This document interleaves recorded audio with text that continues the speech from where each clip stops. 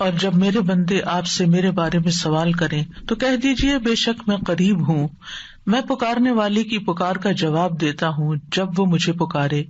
تو ان کو چاہیے کہ وہ میرا حکم مانیں اور مجھ پر ایمان رکھیں تاکہ وہ ہدایت پائیں. فاستغفروه ثم توبوا إليه إن ربي قريب مجيب. سو اس سے بخشش مانگو پھر اس کی طرف پلٹ آؤ، یقیناً میرا رب قریب ہے، قبول کرنے والا ہے.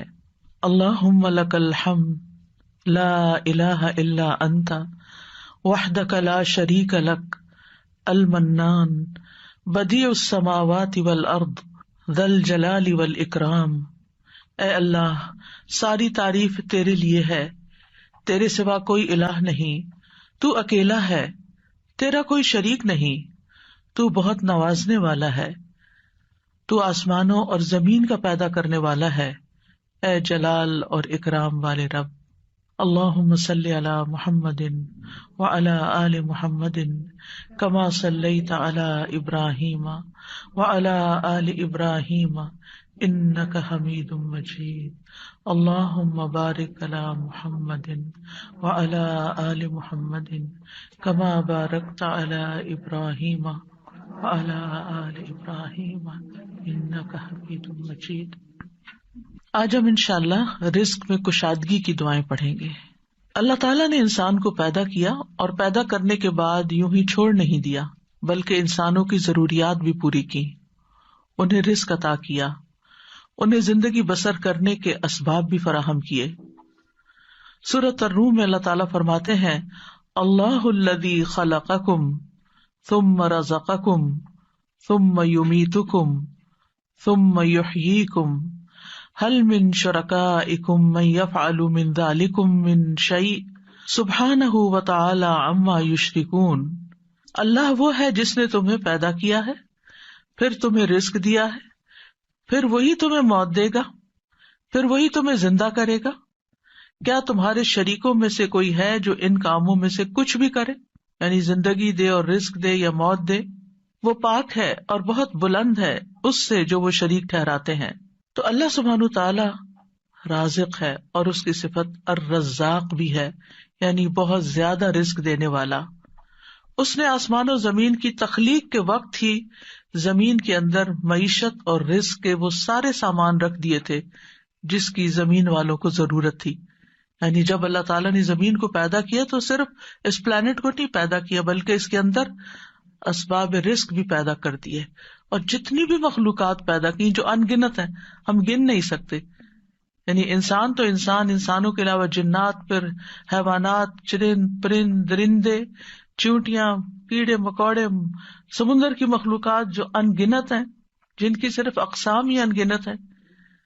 تو صرف ان کو پیدا نہیں کیا بلکہ ان سب کے رزق کی جو ضروریات تھی وہ بھی زمین کے اندر رکھ دی. اور پھر آپ دیکھیے کب سے یہ زمین بنی ہے اور کب سے اس پر حیوانات موجود ہیں، اور وہ ہر روز کھا رہے ہیں، پی رہے ہیں، اپنی ضروریات پوری کر رہے ہیں. سبحان اللہ. یعنی انسان سوچے، اور اگر انسان اس کو شمار کرنا چاہے، گننا چاہے، تو آپ گن نہیں سکتے، آپ امیجن بھی نہیں کر سکتے کہ ہر روز کتنی مخلوق کیا کچھ نہیں کھا جاتی، اور پھر اگلے روز پھر، اور پھر دن میں صرف ایک بار نہیں، انسان تو حیوانوں سے بھی زیادہ کئی بار کھاتے ہیں. اور اللہ تعالیٰ دے رہا ہے اور دے رہا ہے اور دے رہا ہے، ہزاروں سال سے یہ سلسلہ چل رہا ہے. اور وہ سارے اسباب معیشت زمین کے اندر ہیں. یعنی ایسا نہیں کہ وہ کچھ کھا لیے تو پھر ختم ہو گئے. جیسے آپ اپنی فریج میں سے کچھ نکال لیں تو پھر دوبارہ تو وہ نہیں ملے گا جو آپ نے نکال لیا. لیکن اللہ کی زمین کے اندر جو کچھ ہے وہ آپ نکالتے جا رہے ہیں، اور پھر اللہ تعالیٰ دوبارہ ان میں سے پیدا کرتا چلا جا رہا ہے. نہیں ایک ٹری جو آج ہمیں نظر آتا ہے، معلوم نہیں اس کے پیچھے کتنی ہی چین ہے ٹریز کی کہ جن کا یہ بچہ ہے جو آج ہمیں نظر آ رہا ہے. تو یہ اللہ سبحانہ تعالیٰ ہی کی قدرت ہے اور اس کی طاقت ہے اور اس کی پلاننگ ہے.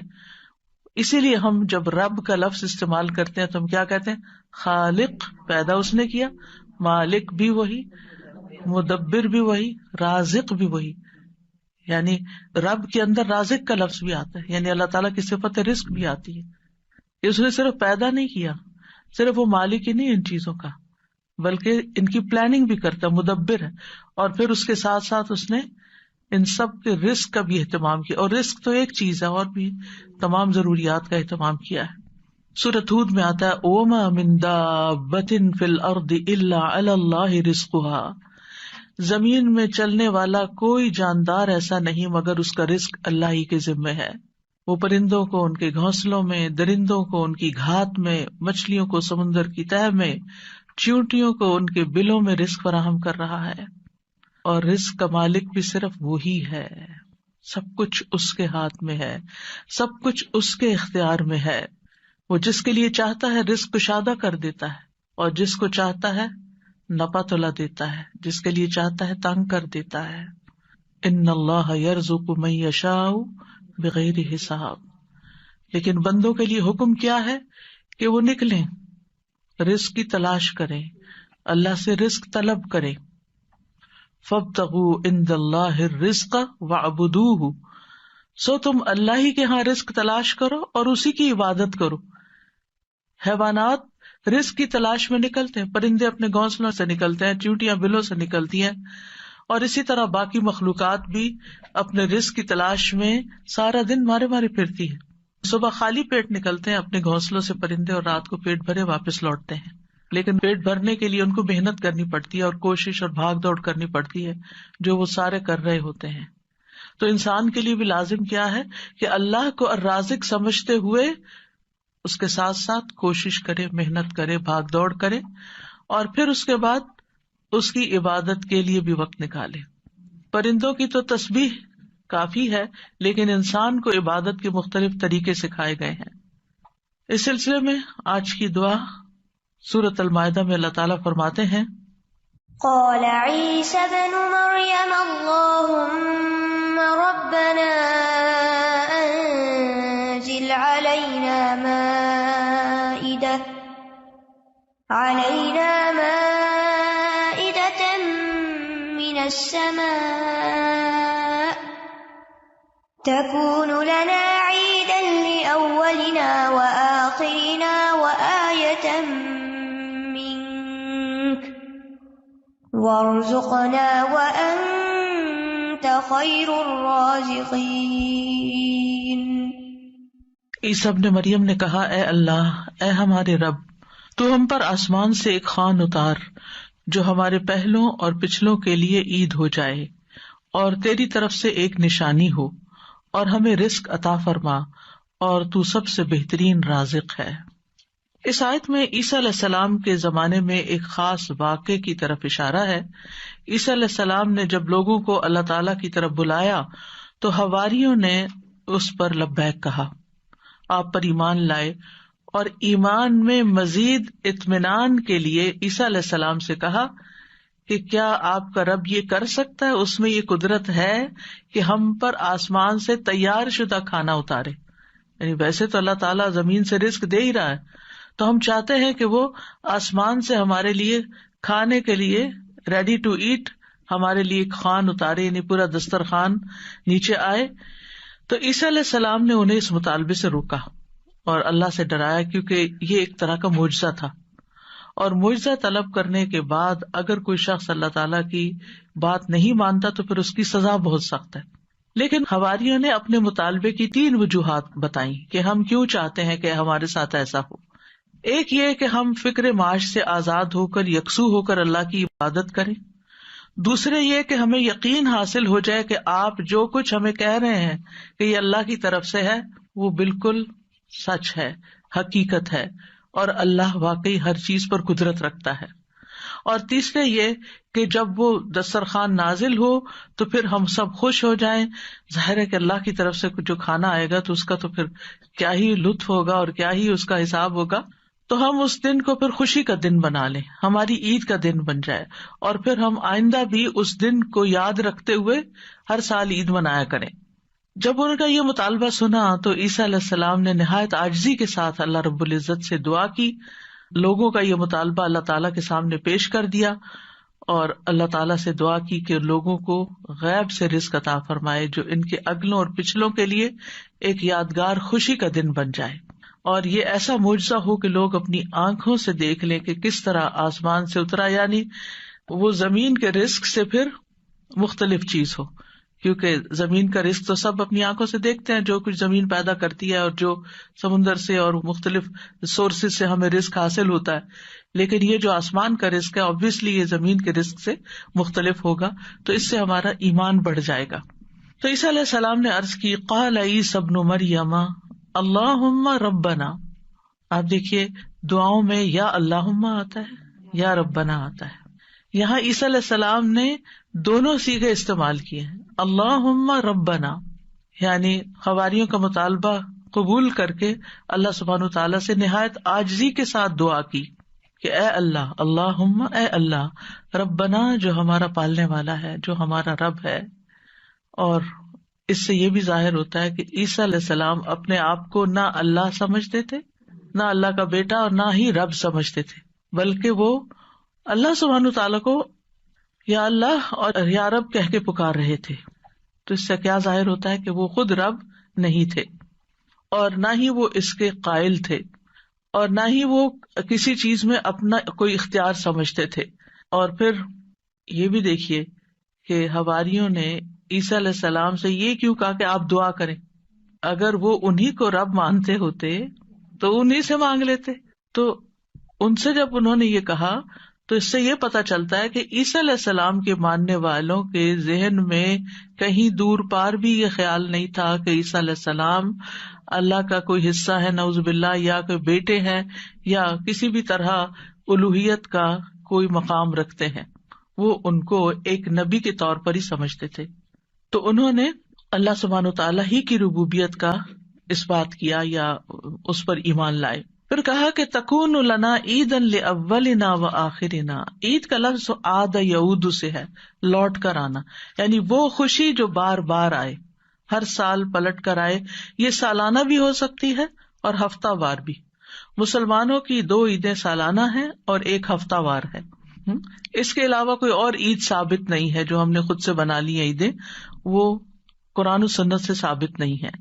تو ہم سالانہ عید تو اچھی طرح مناتے ہیں، لیکن افسوس یہ کہ جمعے کا اہتمام کم سے کم ہوتا جا رہا ہے۔ جمعے کے دن بھی غسل کرنا چاہیے، اچھے صاف ستھرے کپڑے پہننے چاہیے، تیار ہونا چاہیے، اہتمام کرنا چاہیے۔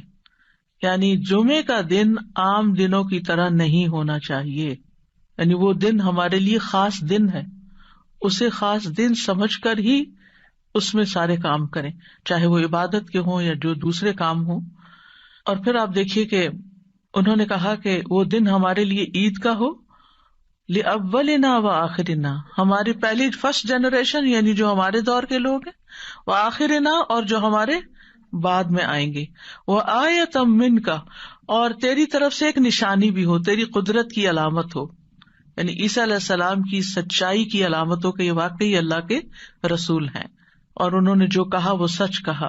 اور پھر وارزقنا وانت خیر الرازقین، دعا بھی کی، اور یہ رزق کے حصول کی دعا بھی ہے، یعنی اتنا حصہ اگر انسان پڑھتا ہے، وارزقنا وانت خیر الرازقین، تو ہمیں عطا کر، ہمیں رزق دے، اور تو سب سے بہترین رزق دینے والا ہے، اور یہاں پر ہمیں کسی مشقت کے بغیر اپنے پاس سے رزق عطا فرما۔ اب آپ دیکھیے کہ اللہ سبحانہ تعالی بہترین رازق ہے، یعنی کس اعتبار سے کہ جو اس کی طرف سے رزق آتا ہے وہ اپنی کیفیت کے اعتبار سے اور کمیت کے اعتبار سے بہترین ہوتا ہے، یعنی سب سے افضل ہوتا ہے۔ اور انسانوں نے اس کی جو شکلیں بنا لی ہیں، پروسیس کر لیا اس کو، تو وہ اپنی کیفیت کے اعتبار سے بہترین نہیں رہا، کیونکہ انسانوں کے لیے اس طرح فائدہ مند نہیں۔ آپ نے دیکھا ہوگا کہ جو چیزیں نیچرلی اگتی ہیں، گرو کرتی ہیں، اور جو فریش فوڈ آپ سی سے لیتے ہیں، سی فوڈ ہوتی ہے یا کچھ، یا ہم باقی غذاؤں کے مقابلے میں زیادہ صحت مند غذائیں ہوتی، خیر الرازقین۔ اور اس لیے بھی خیر الرازقین کہا گیا اللہ تعالیٰ کو کہ لوگ اگر اللہ تعالیٰ کی نافرمانی بھی کریں تو بھی وہ ان کو اپنا رزق دیتا ہے، وہ کفر بھی کریں، اس کا انکار بھی کریں، اس سے ناراض بھی ہوں، پھر بھی رزق دیتا ہے. لیکن بندوں میں سے جو کسی کو رزق دیتے ہیں وہ ایسا نہیں کرتے، حتیٰ کہ ماں باپ بھی اگر دیکھتے کہ بچے بات نہیں مانتے تو ان سے کنارہ کش ہو جاتے ہیں. آپ جہاں جاب کرتے ہیں جاب نہیں کریں تو آپ کو کوئی سیلری نہیں دے گا. انسانوں کا معاملہ یہ ہوتا ہے.